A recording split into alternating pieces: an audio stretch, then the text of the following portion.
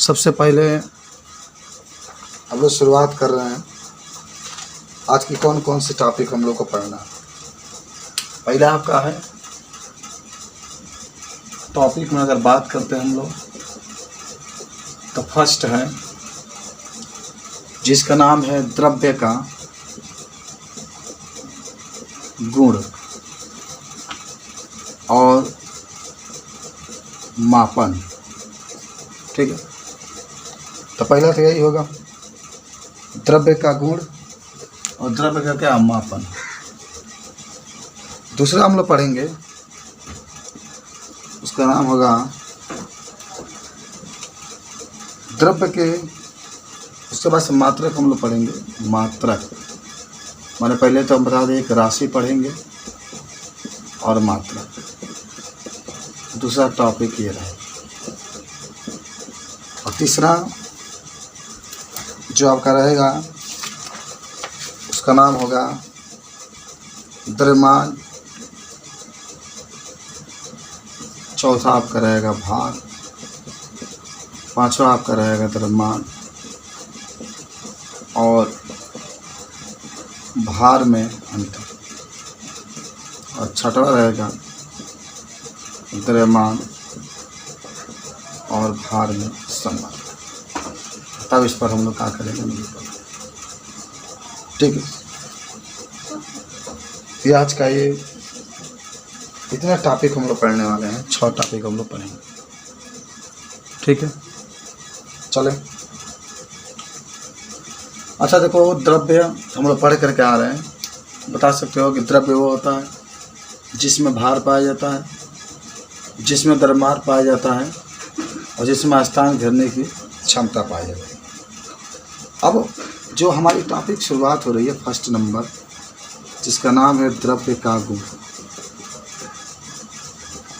तो आप कह सकते हैं कि जो द्रव्य होता है उस द्रव्य के गुण को हम लोग 2 भागों में बांटते हैं। ठीक है ना, देखो लिखते चलो। द्रव्य के गुण को हम 2 भागों में बांट देते हैं। सब लोग याद हो गया, बहुत सिंपल सी बात है कि जो द्रव्य होता है, द्रव्य के गुण को हम लोग 2 भागों में क्या करते हैं, बांट देते हैं। जिसमें पहला जो होता है उसका नाम होता है भौतिक गुण। भौतिक अंग्रेजी में इसको कहते हैं फिजिकल प्रॉपर्टीज।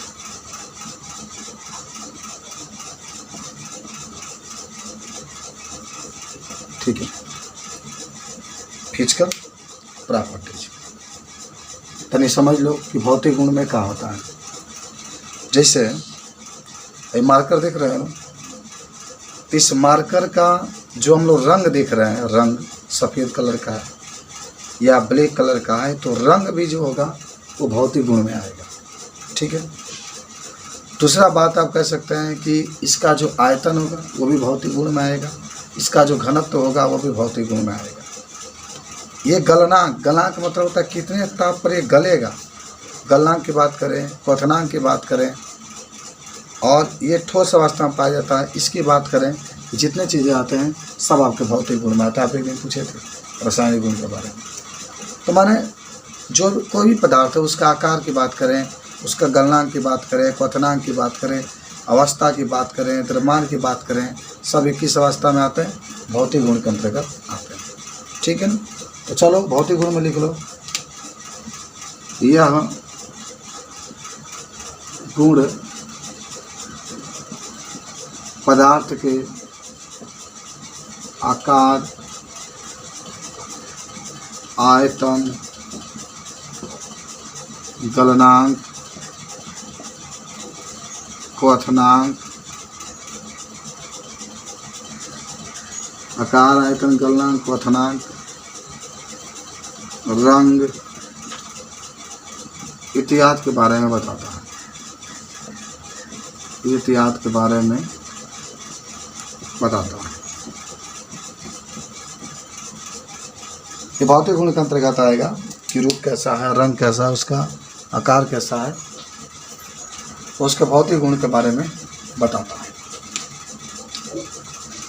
चीज़ एक और आप याद रखेंगे कि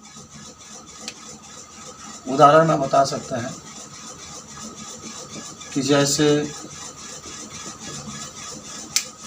नमक सफ़ेद रंग का है तथा यह ठोस अवस्था में पाया जाता है। यह नमक का भौतिक अवस्था है या भौतिक गुण है।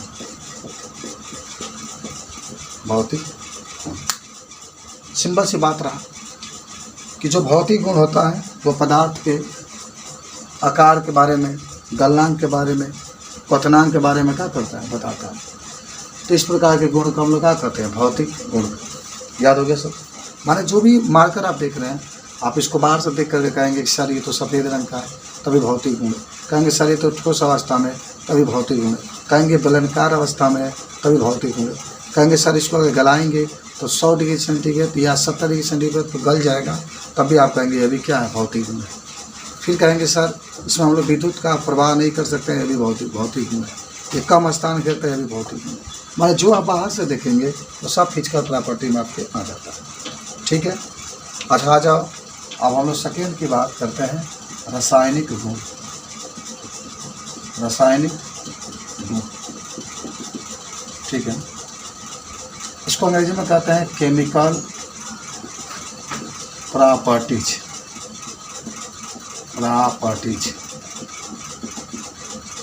पहले लिख देते हैं तब आपको समझाते हैं। कोई धातु या कोई तत्व या कोई धातु किसी के साथ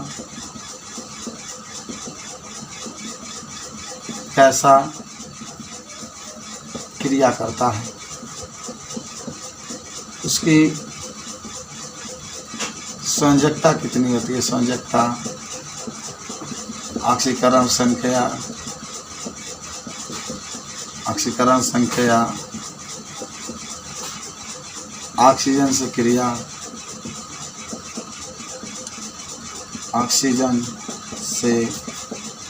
क्रिया, नाइट्रोजन से क्रिया,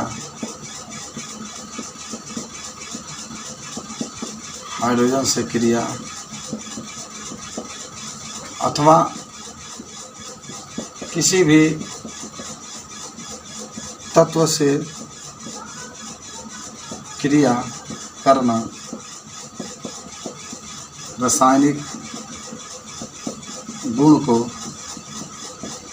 बतलाना। देखो समझ लो एक बात, हमने कहा कि कोई तत्व या कोई धातु किसी के साथ ऐसा क्रिया करता है कि माने कैसा क्रिया करता है, उसकी संयोजकता को, ऑक्सीकरण संख्या को, ऑक्सीजन से क्रिया करता है, नाइट्रोजन से क्रिया करता है, हाइड्रोजन से, अथवा किसी भी तत्व से क्रिया करता है, और रासायनिक गुण कहलाता है। जब वो क्रिया किया, ऑक्सीजन से क्रिया किया, हाइड्रोजन से क्रिया किया, नाइट्रोजन से क्रिया किया, वह उस तत्व का रासायनिक गुण होता है। जैसे मान लो सोडियम है, उदाहरण में क्या आपके पास है, सोडियम। तो जो सोडियम है, चलो सोडियम है, सोडियम ने ऑक्सीजन से क्रिया कर लिया, तो क्रिया किया तो सोडियम ऑक्साइड बना। ऐसे ही बनेगा। अब 10 में पढ़ करके आप सोडियम ऑक्साइड 2 से मल्टीप्लाई करेंगे, क्योंकि ऑक्सीजन एक ही हो रहा है, 2 चाहिए, तो यहाँ पर 4 सोडियम हो जाए, तो 4 से यहाँ गुणा कर सकते। कैल्शियम है, ऑक्सीजन से क्रिया करा दीजिए तो कैल्शियम ऑक्साइड बनेगा, 2 से मल्टीप्लाई कर। ठीक है, इसी प्रकार मैग्नीशियम है, इसकी क्रिया हाइड्रोजन क्लोराइड से करा दीजिए तो MgCl2 बनेगा प्लस हाइड्रोजन गैस बनेगा। ये जितना रिएक्शन हम लोग देख रहे हैं ये क्या हो जाएगा आपका, यही तो आपका रासायनिक अभिक्रिया होता है। बात समझ रहे हैं। तो हम आज देखें कि भौतिक गुण क्या होते हैं और रासायनिक गुण क्या होते हैं। इसके बारे में अगर कोई पूछे, जितना आप रिएक्शन लिखिए, संसार में जितने भी क्रिया कराते हैं हम लोग, चाहे किसी से भी क्रिया कराएं, सबको हम लोग किस गुण में लिखते हैं, रासायनिक गुण में। बात समझ में आया। भौतिक गुण में उसको देखिए, उसका आकार कैसा है, उसकी बनावट कैसी है, संरचना कैसी है, देख करके कहेंगे तो उसकी भौतिक गुण हो जाती है। ठीक है, अब आते हैं नेक्स्ट पर हमारे पास है, देखो ध्यान से, राशि क्या होती है, राशि।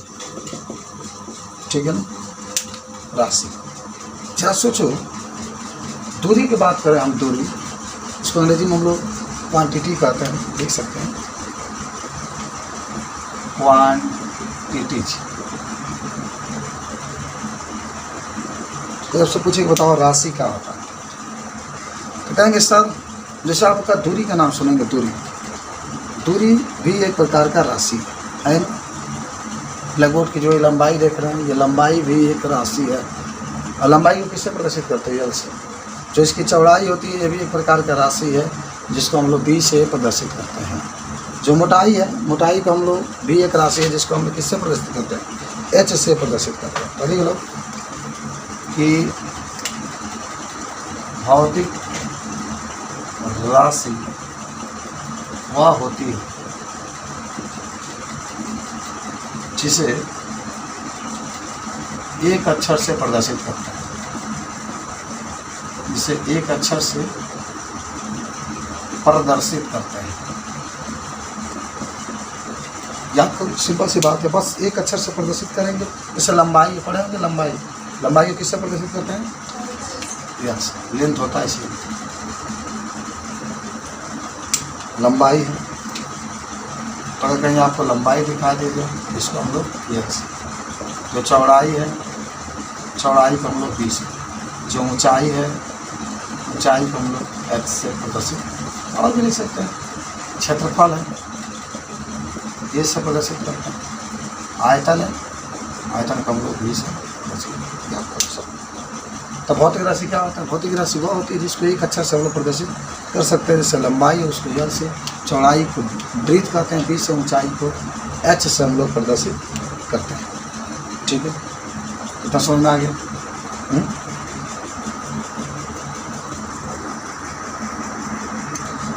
ठीक है ना। भौतिक राशि के प्रकार, भौतिक राशि के प्रकार। ठीक है, सब आपके किताब में लिखा है, जब आप पढ़ेंगे तो उसको बता सकते हैं कि जो भौतिक राशि होती है 2 प्रकार की होती है। लिख लो, भौतिक राशि 2 प्रकार की होती है। भौतिक राशि 2 प्रकार की होती है। फर्स्ट जो होता है मूल राशि, सेकेंड आपका होता है व्युत्पन्न राशि। पहला मूल राशि। अच्छा, आपको याद होगा, याद कर भी लीजिए कि मूल राशि की बात करता है तो आप कहेंगे ऐसी राशि जो स्वतंत्र होती है, जो किसी दूसरे राशि पर निर्भर नहीं रहती है, उसे हम लोग मूल राशि कहते हैं। लिख लो, वह राशि जो स्वतंत्र होती है, वह राशि जो स्वतंत्र होती है, जो किसी दूसरे राशि पर निर्भर नहीं करती है, इसे मूल राशि कहते हैं। सिंपल सी बात है, वह राशि जो स्वतंत्र होती है, जो किसी दूसरे राशि पर निर्भर नहीं करती है, उसे हम लोग क्या कहते हैं, मूल राशि कहते हैं।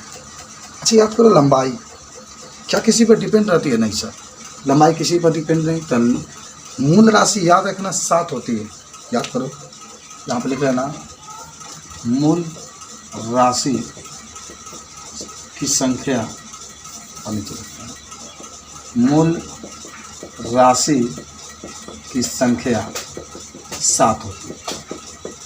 कितना होती है, 7। फटाफट लिखो, आप पढ़े होंगे 9th में जब होंगे तो शायद। फर्स्ट आप लिखिएगा दूरी, चाहे लंबाई लिख लो। फर्स्ट लंबाई, सेकेंड द्रव्यमान, थर्ड ताप, फोर्थ विद्युत धारा, 5 विद्युत धारा के बाद लंबाई, द्रव्यमान, ताप, विद्युत धारा। उसके बाद से आपका होता है पदार्थ की मात्रा, पदार्थ की मात्रा। उसके बाद से होता है पदार्थ की मात्रा हो गया, विद्युत धारा हो गई, ज्योति तीव्रता एक होता है, और ये क्या होता है, लंबाई, द्रव्यमान, ताप, विद्युत धारा, पदार्थ की मात्रा, ज्योति तीव्रता। और 7 नंबर होता है आपका 7वां एक होता है समय। समय छूट गया था अपना, पहले ही होना चाहिए था। तो ये मूल राशि कितने प्रकार के होते हैं, 7 प्रकार के। याद कर ले, लंबाई, द्रव्यमान, ताप, विद्युत धारा, पदार्थ की मात्रा, ज्योति तीव्रता और समय। ओके, अब आ जाओ मूल राशि के बाद देखो मूल मात्रक, यही मैं बता देता आपको, मूल मात्रक। अच्छा, मूल मात्रक का मतलब क्या हुआ, ये मान लो इसकी लंबाई है, लंबाई को नापने के लिए किसका प्रयोग करेंगे, मीटर। अब मीटर मूल राशि का मात्रक होता है। चौड़ाई को भी नापोगे तभी मीटर, ऊंचाई को भी नापोगे तभी मीटर। समय को नापने के लिए किसका प्रयोग करते हैं, सेकेंड का, याद होगा। और विद्युत धारा को नापने के लिए एम्पियर का प्रयोग करते हैं। तो यहाँ से छोटा सा मात्रक, मूल मात्रक की परिभाषा होता है कि वह मात्रक जिसके द्वारा मूल राशि को नापा जाता है उसे मूल मात्रक होता है। तो लिख लीजिए, वह मात्रक,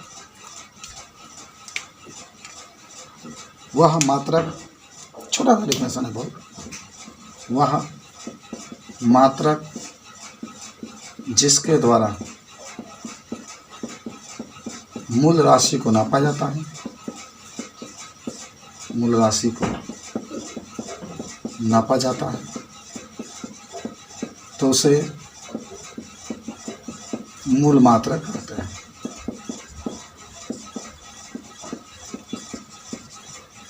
अच्छी तरह जानते होंगे कि जब मूल राशि 7 है तो मूल मात्रक भी कितना होगा, 7।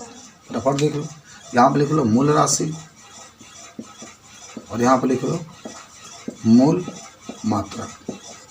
ओके, अच्छा चलो फटाफट देखो, मूल राशि में देखो 1 2 3 4 5 6 7। मूल जो मात्रक है, पहले तो आप लिख लीजिए लंबाई फर्स्ट में, मात्रक में क्या हो जाएगा, मीटर।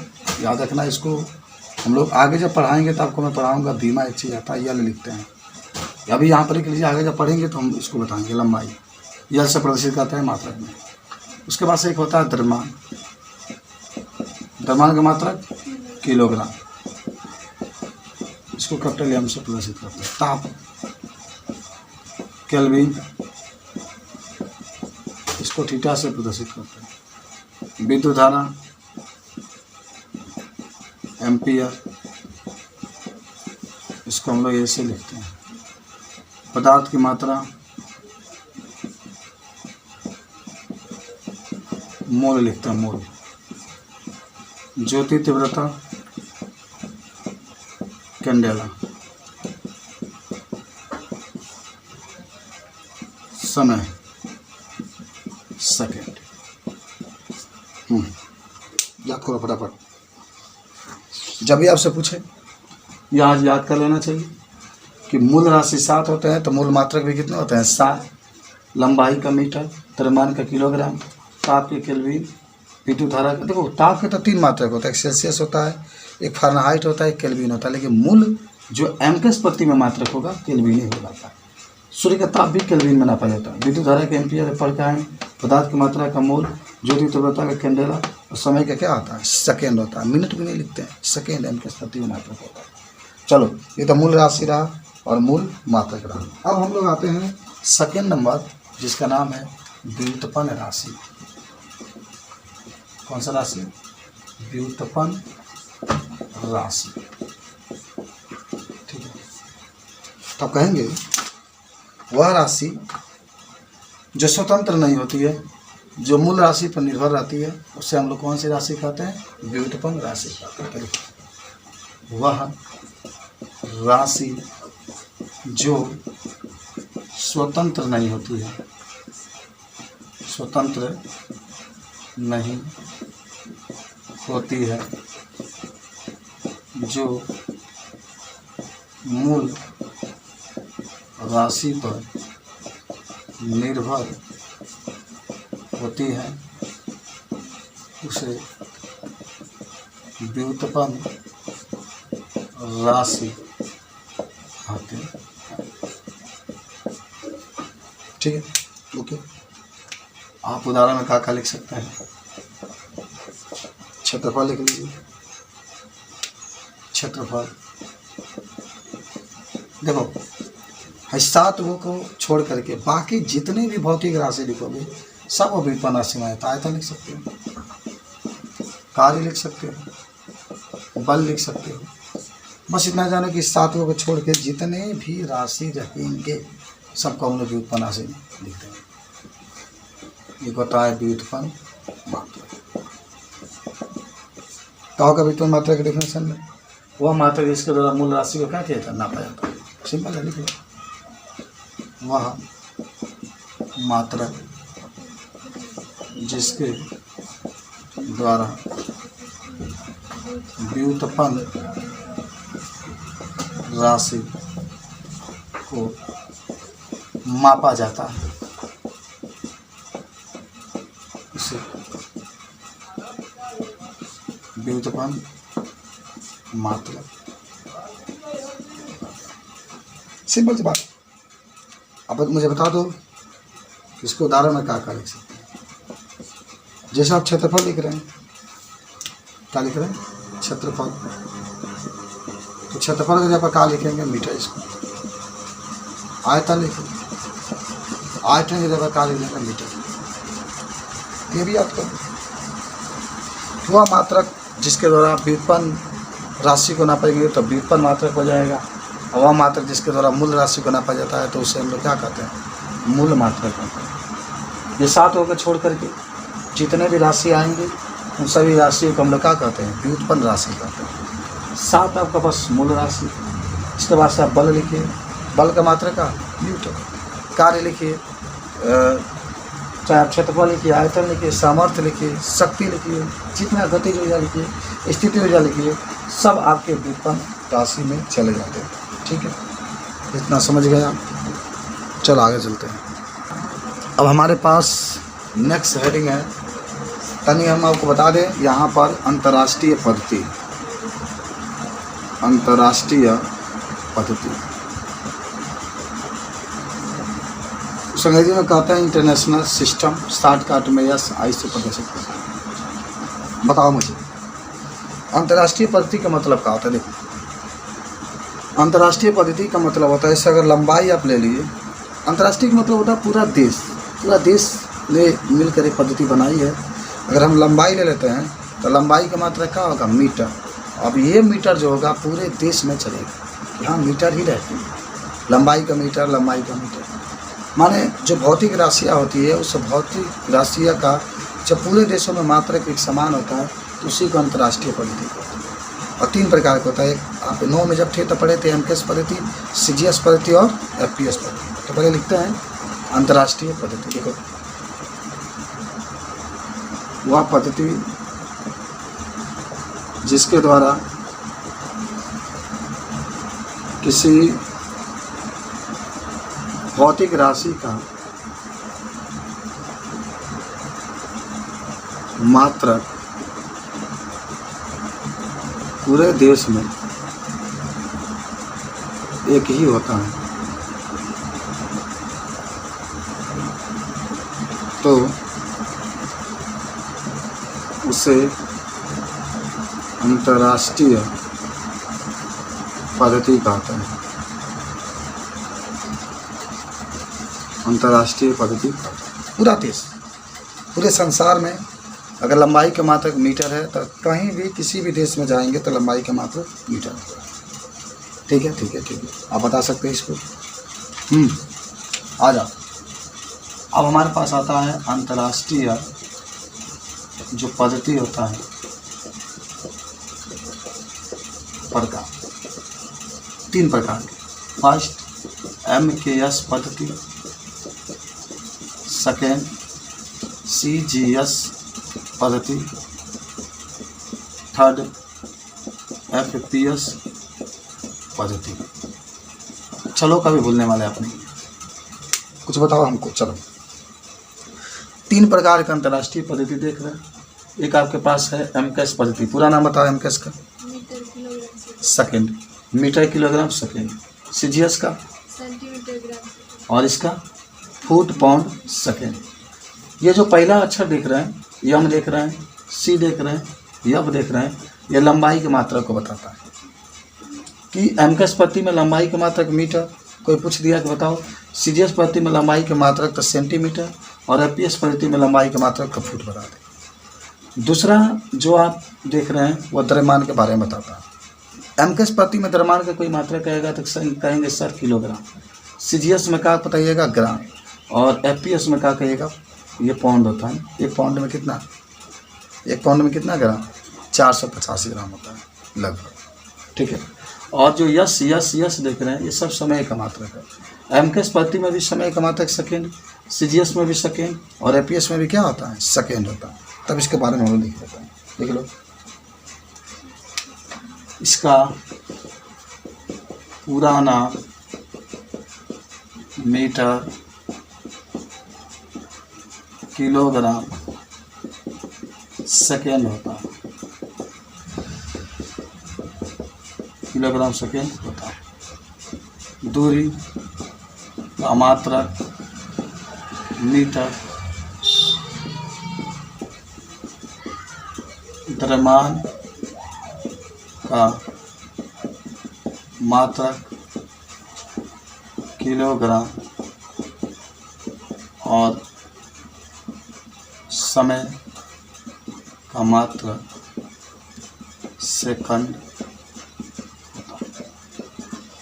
जो मैंने बताया उसको आपने लिखा। कियम का पूरा नाम मीटर, के का किलोग्राम और जो आपके पास यस है उसका सेकेंड होता है। इसका भी लिख सकते हैं, बताओ पूरा नाम लिख लेना। पूरा नाम सेंटीमीटर ग्राम सेकेंड होता है। और सिंपल सी बात याद रखो, इसका पूरा नाम सेंटीमीटर ग्राम सेकेंड होता है। सेंटीमीटर किसका मात्रक? दूरी का। ग्राम किसका मात्रक? द्रव्यमान का। और सेकेंड किसका मात्रक? समय। चलो इसका मात्रक तो लिख लेना। इसका पूरा नाम फुट पाउंड सेकंड होता है। ओके, तो तीनों का जो पूरा नाम है आपको याद हो गया। कोई आपसे पूछे इस चीज़ को तो आप क्या कर सकते हैं, बता सकते हैं। ठीक है, कोई दिक्कत है तो पूछ सकते हैं आप पूछें, ठीक है। अगर दूरी का मात्रक एपीएस में कोई पूछे तो क्या बताएंगे? एपीएस में दूरी का मात्रक फुट होगा, द्रव्यमान का मात्रक पाउंड और समय का मात्रक सेकेंड। सीजीएस में दूरी का मात्रक सेंटीमीटर, ग्राम और सेकेंड। सब जान गया। ओके, चलो आगे बढ़ते हैं। नेक्स्ट, अगर हम आपसे कहें कि बताना है कि द्रव्यमान किसे कहते हैं, तो देखो ये पदार्थ है, इसके अंदर जितना माने इसके अंदर जितना पदार्थ भरा होगा उसी को हम द्रव्यमान कहते हैं। किसी पिंड के अंदर जितना पदार्थ भरा होता है उसी को क्या कहा जाता है? द्रव्यमान कहा जाता है। तो लिख लो, आज का टॉपिक है द्रव्यमान। टॉपिक नंबर 3 पर चलते हैं। अंग्रेजी में मास कहा जाता है, याद भी होगा आपको। किसी पिंड में पाए जाने वाले संपूर्ण मात्रा को द्रव्यमान कहते हैं। किसी पिंड में पाए जाने वाले संपूर्ण मात्रा को द्रव्यमान कहते हैं। द्रव्यमान कहते हैं। इसे m से प्रदर्शित करते हैं। इसका मात्रक एमकेएस पद्धति में क्या होता है भाई? किलोग्राम होता है और सीजीएस में ग्राम। एमकेएस पद्धति में किलोग्राम और सीजीएस पद्धति में ग्राम होता है। चलो याद रखें कि किसी पिंड में पाए जाने वाले संपूर्ण मात्रा का द्रव्यमान कहते हैं, इसे एम से प्रदर्शित करते हैं। इसका मात्रक एम के प्रति में किलोग्राम। अच्छा, एक और चीज़ नोट कर लेना कि अलग अलग स्थानों पर अलग नोट पॉइंट बना के लिख लेना, अलग अलग स्थानों पर द्रव्यमान एक समान होता है।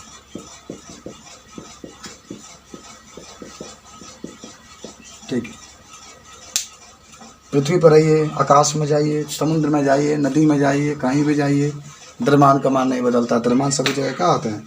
एक समान होते हैं। यानी अलग अलग स्थानों पर जो द्रव्यमान होते हैं एक समान होता है। चलिए ठीक है, अब आ जाइए भार के पास सीधे। भार को अंग्रेजी में वेट कहते हैं, वेट। याद है आप कहेंगे सर भार का मतलब क्या होता है, कोई बताएगा? हाँ, अरे जिस बल से पृथ्वी किसी वस्तु को अपने केंद्र की ओर खींचती है उसे भार कहते हैं। सिंपल सी बात है। देखो, जिस बल से पृथ्वी किसी वस्तु को अपने केंद्र की ओर खींचती है, अपने केंद्र की ओर खींचती है, तो उसे भार कहते हैं। इसे W से प्रदर्शित करते हैं। इसका मात्रक याद करो, क्या हो सकता है इसका मात्रक भार का? कहेंगे सर इसका मात्रक इसका मात्रक कहेंगे न्यूटन होता है। इसका मात्रक न्यूटन होता है। अच्छा, अलग अलग स्थानों पर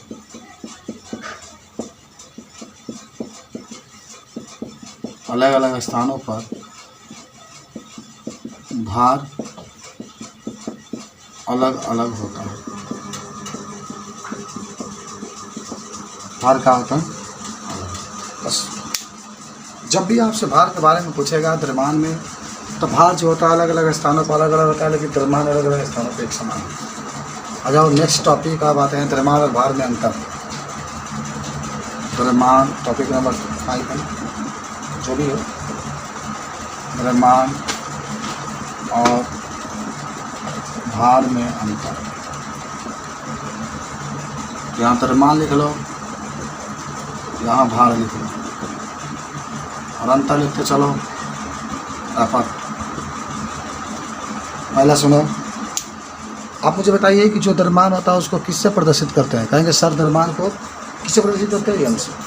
भार को किससे प्रदर्शित करते हैं? तो पहले ये तो लिख लो ना, लिख लो, पढ़ा लो। द्रव्यमान को M से प्रदर्शित करते हैं और भार को W से प्रदर्शित करते हैं। भार को W से प्रदर्शित करते हैं।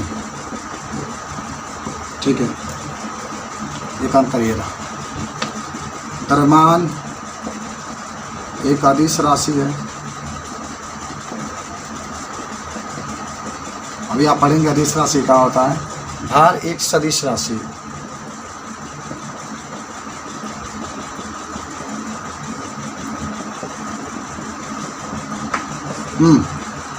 द्रव्यमान का मात्रक किलोग्राम होता है। द्रव्यमान का मात्रक किलोग्राम होता है।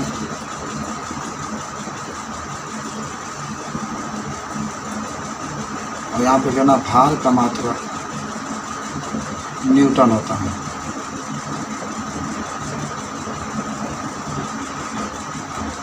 ये 3 अंतर है।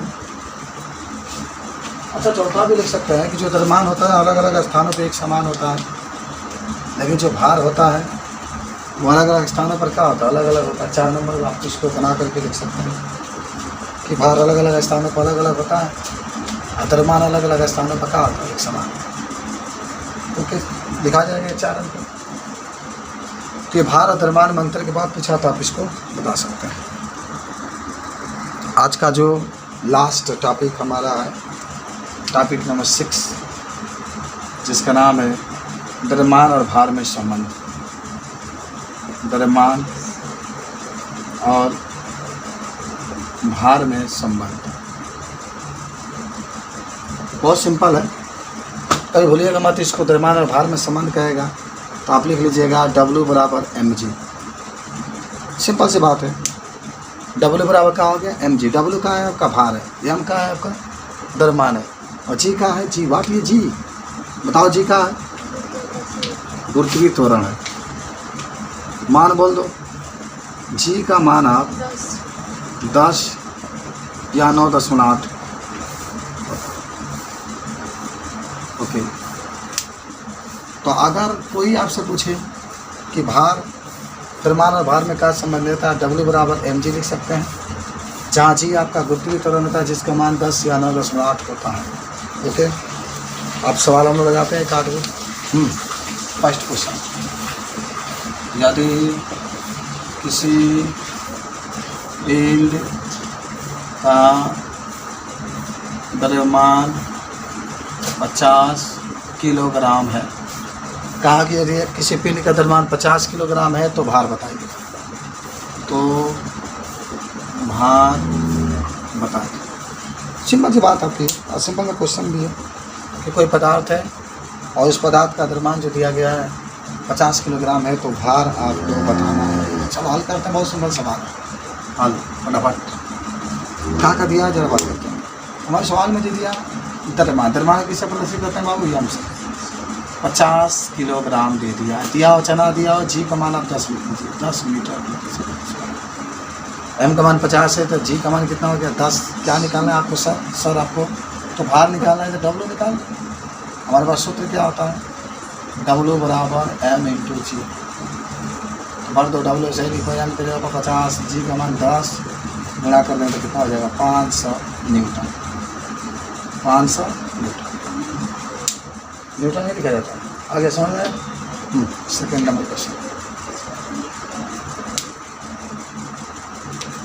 यदि एक पिंड का द्रव्यमान 200 ग्राम है तो भार बताइए। छोटा सा क्वेश्चन आपका, यदि एक पिंड का द्रव्यमान 200 ग्राम है। देखो जब भी हल करोगे एक चीज़ जरूर याद रखना कि जो पिंड का द्रव्यमान 200 ग्राम दिया है आप इसको किलोग्राम में ज़रूर चेंज करेंगे। एम का मान 200 ग्राम है, आप किलोग्राम में चेंज करोगे तो 1000 से भाग दे देना, बस सिंपल सी बात है। जब भी आप किलोग्राम में चेंज करेंगे 1000 से भाग देंगे, 2 0 से 2 0 कैंसिल, 2 से 10 5 बार में तो 1/5 किलोग्राम है। जी का मान दिया, चना दिया, 10 लिखते हैं। भार हमसे पूछ रहा है तो W बराबर क्या लिख लेंगे m इंटू जी। W ऐसे ही, m का मान 1/5, जी का मान 10, काट दीजिए 5 2 बार में तो 2 न्यूटन हमारा कहाँ आ जाएगा आंसर। 2 न्यूटन हमारा आंसर बना लोगे।